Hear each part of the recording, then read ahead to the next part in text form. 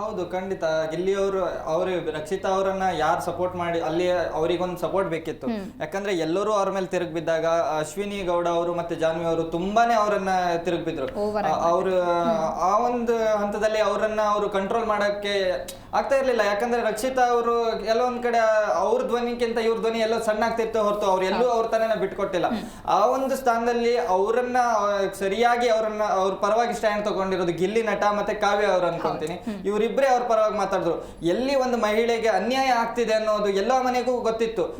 ಆಮೇಲೆ ಒಂದ್ ಕಡೆ ಬಂದು ಚಂದ್ರಪ್ರಭಾ ಅವರು ಹೇಳ್ತಿದ್ರು, ಇಲ್ಲ ನನ್ಗೆ ಗೊತ್ತಿತ್ತು, ಅವರು ಮಾತಾಡಿಲ್ಲ. ಎಲ್ಲ ಒಂದ್ ಕಡೆ ಯಾವ್ದೋ ಒಂದು ಮಾತು ಆಡಿದಿದ್ರೆ ರಕ್ಷಿತ್ ಅವ್ರಿಗೆ ಒಂದು ಸಪೋರ್ಟ್ ಆಗಿ ಅವರಿಗೂ ಒಂದು ಬೆಂಬಲ ಸಿಕ್ತಿತ್ತು. ಮತ್ತೆ ಏನ್ ಫಿಮೇಲ್ ಕಂಟೆಸ್ಟೆಂಟ್ ಗೆ ನಾವು ಸಪೋರ್ಟ್ ಮಾಡ್ಬೇಕು, ನಾವೆಲ್ಲರೂ ಒಗ್ಗಟ್ಟಾಗಿರ್ಬೇಕು ಅನ್ಕೊಂಡಿದ್ರಲ್ಲ, ಅಶ್ವಿನಿ ಎಸ್.ಎನ್ ಅವರು ಎಲ್ಲ ಅವ್ರ ಮಾತನ್ನ ನಿಂತರು.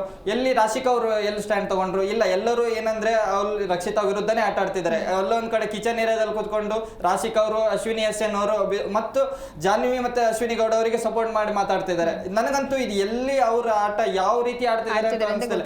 ಯಾವ ಒಂದು ಹೆಣ್ಣಿಗೆ ಎಲ್ಲಿ ಒಂದು ಸಪೋರ್ಟ್ ಬೇಕಿತ್ತೋ ಆ ಒಂದು ಜಾಗದಲ್ಲಿ ನಿಂತ್ಕೊಂಡಿಲ್ಲ.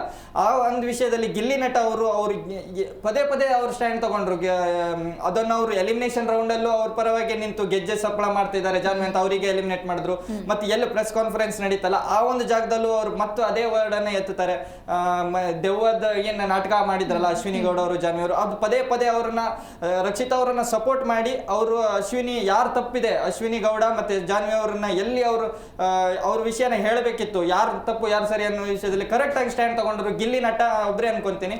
ಅವ್ರ ಜೊತೆ ಕಾವ್ಯ ಅವರು ಕೆಲವೊಂದಿಷ್ಟು ಕಡೆ ಮಾತಾಡಿದ್ರು. ಕಾವ್ಯ ಅಲ್ಲಿ ಕ್ಲಾರಿಟಿ ತಗೊಳ್ಳೋದಕ್ಕೆ ಅಂತ ಬರ್ತಾರೆ, ಆದ್ರೆ ಕಾವ್ಯನ್ ಬಾಯಿ ಮುಚ್ಚಿ ಇವರಿಬ್ರು ಕಳಿಸ್ಬಿಡ್ತಾರೆ. ಹೌದು, ಅಲ್ಲ ಅದೇ ಕಾವ್ಯ ಅವರಿಗೆ ಒಂದು ಕ್ಲಾರಿಟಿ ಬೇಕಾಗಿರುತ್ತೆ. ಅವರಿಗೂ ಗೊತ್ತಿದೆ ಯಾರು ಮಾಡಿರ್ತಾರೆ ಯಾರು ಬಿಟ್ಟಿದ್ದಾರೆ ಅಂತ, ಅವರಿಗೂ ಒಂದು ಗೊತ್ತಿತ್ತು. ಬಟ್ ಕ್ಲಿಯರಿಟಿ ತಗೊಳ್ಳೋಕೆ ಹೋದಾಗ ಅಶ್ವಿನಿ ಅವರು ಜಾನ್ವಿ ಅವರು ಬಾಯಿ ಮುಚ್ತಾರೆ. ಅಲ್ಲಿ ನಿನ್ನ ಹತ್ರ ಮಾತಾಡ್ತಿಲ್ಲ, ರಕ್ಷಿತನ ಹತ್ರ ಮಾತಾಡ್ತಿದ್ದೀನಿ ಅಂತ ಎಲ್ಲೊಂದ್ ಕಡೆ ಅದು ಡೈವರ್ಟ್ ಮಾಡಿದ್ರು ವಿಷಯನ. ಹೌದು, ಅವ್ರು ಅಲ್ಲಿ ಆ ವಿಷಯನ ಸರಿಯಾಗಿ ಮಾತಾಡಿದ್ರೆ ಸಿಕ್ಕಾಕೊಳ್ತೆ ಅನ್ನೋ ಭಯ ಇತ್ತು. ಅವರಿಗೆ ಇವಾಗ್ಲೂ ಭಯ ಇದೆ. ಯಾಕಂದ್ರೆ ಕಳ್ಳನ್ ಮನ್ಸು ಹುಳ್ಳುಳ್ಗೆ ಅಂದಂಗೆ ಅವ್ರಿಗೆ ಗೊತ್ತಿದೆ ತಾವು ಮಾಡಿರೋ ತಪ್ಪಂತ.